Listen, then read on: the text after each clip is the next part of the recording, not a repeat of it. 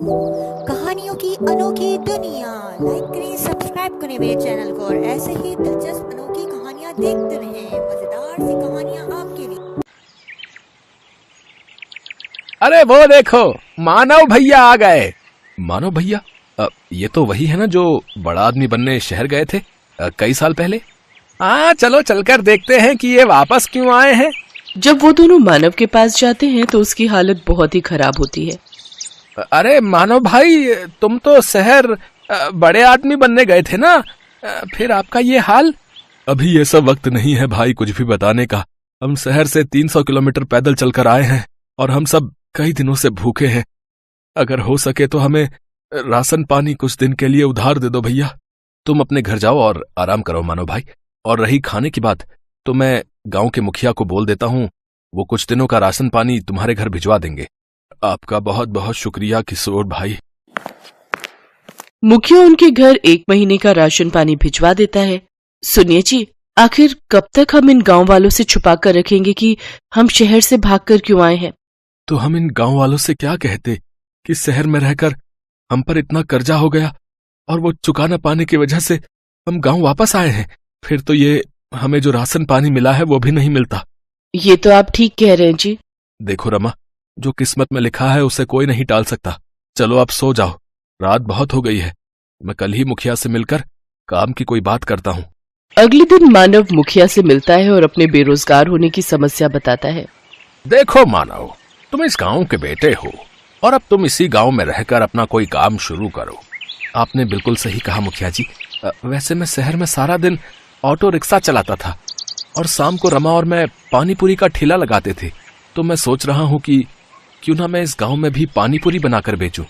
हाँ, ये तो बहुत ही अच्छा ख्याल है। वैसे भी अपने गांव में एक भी पानी पूरी वाला नहीं है। अपना खेत गिरवी रखकर मानव और रमा ने पानीपुरी का ठेला खोल लिया। वो ठेला लगाकर बैठे थे, तभी वहां उसका बचपन का दोस्त विनोद आ गया, जो कि एक गांव से दूसरे गांव तक ऑटो चलाता था। अरे वाह, आज मेरा दोस्त नए काम की शुरुआत कर रहा है। लेकिन तेरे चेहरे पर इतनी उदासी क्यों है? क्या बताऊं यार, ठेला लगाए पूरे 2 घंटे हो गए लेकिन अभी भी एक भी बोनी नहीं हुई। अच्छा बता, कितने की प्लेट दे रहा है तू इन गोलगप्पों की? भैया 10 रुपए के 5 गोलगप्पे हैं बस। अच्छा भाभी, फिर तो मेरे लिए 1 प्लेट लगा दीजिए।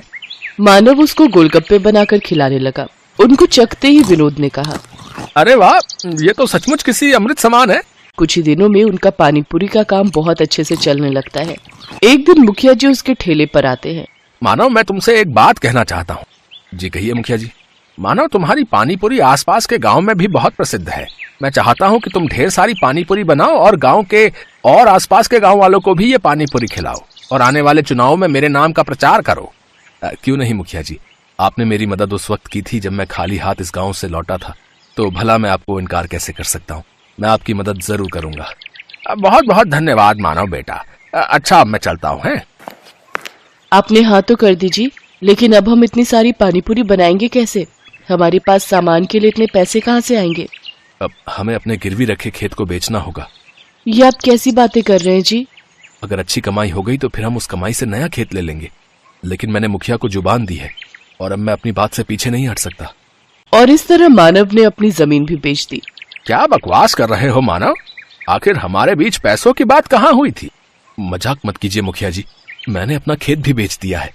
ऐसे तो मैं बर्बाद हो जाऊंगा। चुपचाप जाता है या धक्के मारकर निकालूं यहाँ से? दुखी होकर मानव घर पहुंचता है और रमा को सारी बात बताता है। अब तो हम लोग भूखे मर जाएंगे जी, जो बचा खुचा था वो भी हमने बेच दिया। मानव और मुखिया के झगड़े का पता सारे गांव में लग जाता है और अब कोई भी मानव के ठेले पर पानीपुरी खाने नहीं आता। एक रोज विनोद मानव के घर आता है और कहता है, मानो मैं कुछ दिनों के लिए किसी काम से शहर जा रहा हूँ, तब तक मैं अपना ये ऑटो रिक्शा यहीं छोड़कर जा रहा हूँ। है इस गांव में इकलौते तुम ही हो जो ऑटो चलाना जानते हो।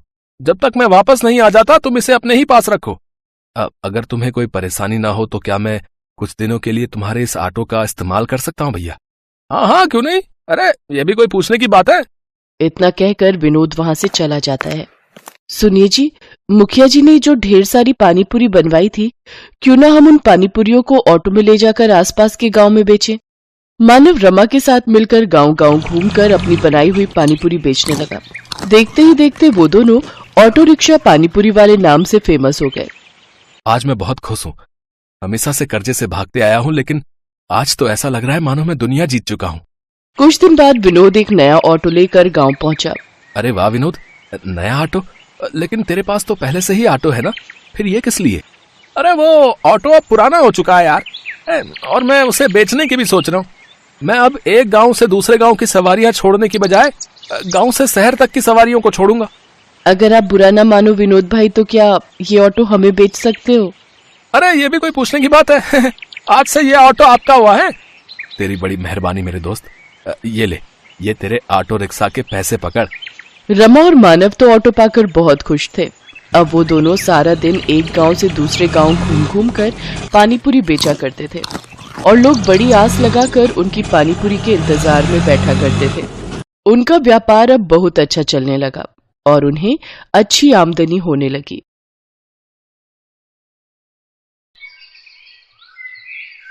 पाव भाजी आ गए रे भाई, बम्बई की मशहूर पाव भाजी अपने गांव आ गए भाई।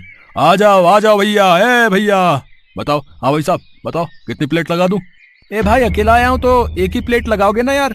और सुनो जरा एक बात तो बताओ, तुम्हारा ठेला तो यहाँ कई सालों से देख रहा हूं मैं, फिर तुम्हारी पाव भाजी बम्बई कब होकर आ गई भाई? अरे भैया पाव भाजी नहीं, बल्कि मैं होकर आया हूं बम्बई।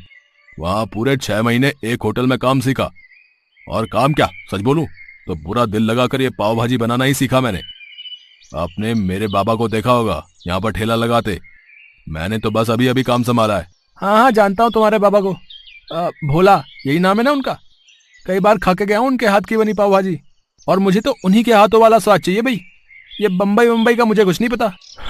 आप बिल्कुल भी चिंता ना करो भैया, ऐसी पाव भाजी खिलाऊंगा आपको कि हर रोज आओगे मेरे ठेले पर। ये लो खा के देखो, और जो मेरी बात गलत हो तो कहना। इतना कहकर शंकर ने उस ग्राहक की तरफ गर्मा गर्म पाव भाजी की प्लेट बढ़ा दी और फिर, हाँ भैया अब बोलो, मजा आया कि नहीं? अच्छी थी, पर ईमानदारी से बताऊं तो तुम्हें बम्बई जाने के बजाय अपने बाबा से ही पाव भाजी बनाना सीखना चाहिए था। वैसे अभी भी कुछ बिगड़ा नहीं है, वापस से वही स्वाद ले आओ तो बम्बई से लोग यहाँ आएंगे तुम्हारी पाव भाजी खाने। अरे बड़ा मजाकिया हो भैया तुम तो है। उस ग्राहक की बात पर शंकर ने ज्यादा ध्यान नहीं दिया, क्योंकि सच तो ये था कि शंकर कभी अपने गांव से बाहर गया ही नहीं और पाव भाजी बनाना उसने थोड़ा बहुत अपने बाबा भोला से ही सीखा था। और अब भोला के बीमार पड़ने की वजह से उसे ही सारा काम संभालना था, जिसके लिए उसे मेहनत से ज्यादा तरकीबें लड़ाने में भरोसा था। क्या रे शंकर, आज भी सारी भाजी बचा लाया? क्या चक्कर है, तू ठेला लगाता भी है या नहीं? बाबा कसम से पूरा दिन खड़ा रहा धूप में, पर मुश्किल से 2-4 लोग ही खाकर गए। ऊपर से चिल्ला चिल्ला कर मेरा गला और फटेबाज जैसा हो गया। तो जरूरत क्या थी इतना हल्ला मचाने की? है मैंने तुझे कितनी बार समझाया, पाव भाजी के स्वाद पर काम कर, मसालों को धीमी आंच पर भून और सब्जियों को भी खूब अच्छे से पका है, और पाव भी रोज के रोज एकदम ताजे बनाया कर, तब जाकर लोग पसंद करेंगे तेरी पाव भाजी। ओफ ओ बाबा, जीवन भर ऐसे ही मेहनत करते रहे आप हैं, और क्या हासिल कर लिया आपने? हम हमेशा गरीब रहे और अब पहले से भी ज्यादा गरीब हैं। तो आप मुझे मेरे हिसाब से काम करने दो। मुझे पता है कि पाव भाजी कैसे बनानी है और फिर कैसे बेचनी है। हाँ कुछ नहीं जानता है तू, है मैं देख नहीं रहा हूं क्या?